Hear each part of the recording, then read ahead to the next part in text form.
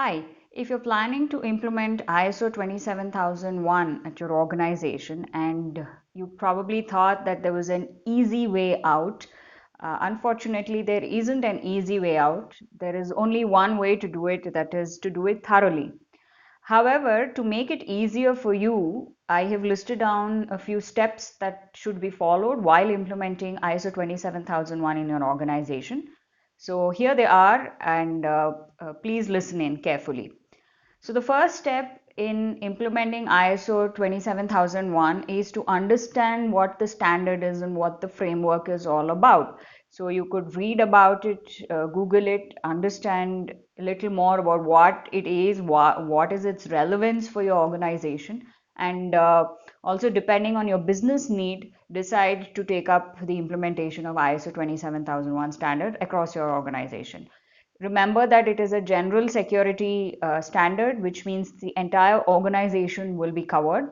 And also, it is specific to geographies. So, while defining the requirements and the scope of the standard, which is step number two, remember which location you would like to get certified, and that location in its entirety will have to be compliant to ISO 27001 2013 standard. Step number two is to find a champion who can help implement it for you. So this could be an internal champion or an external champion. For example, Numetric could step in and help you with this kind of a project.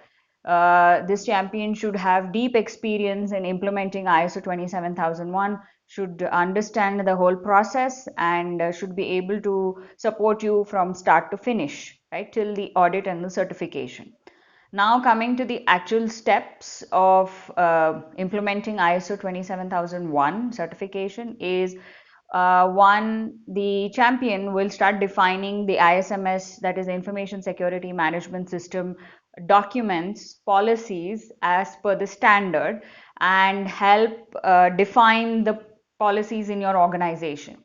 Now, once the policies are defined, the next step is to do a gap assessment of what is defined in the policy versus what is actually on ground in your organization.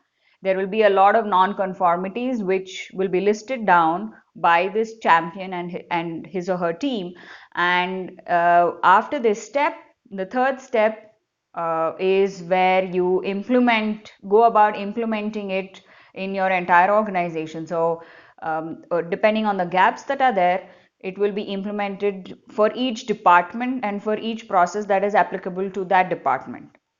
So this means that the time of the senior management and the department heads will be utilized, will be required, and the champion will majorly be guiding you through this, but a little bit of your time is also required if you're in senior management. And the next step would be to, after implementation, is for the champion and his team will conduct an internal audit, which, by the way, the internal audit report is also required to be shown during an audit, that an internal assessment was done of how the things are currently.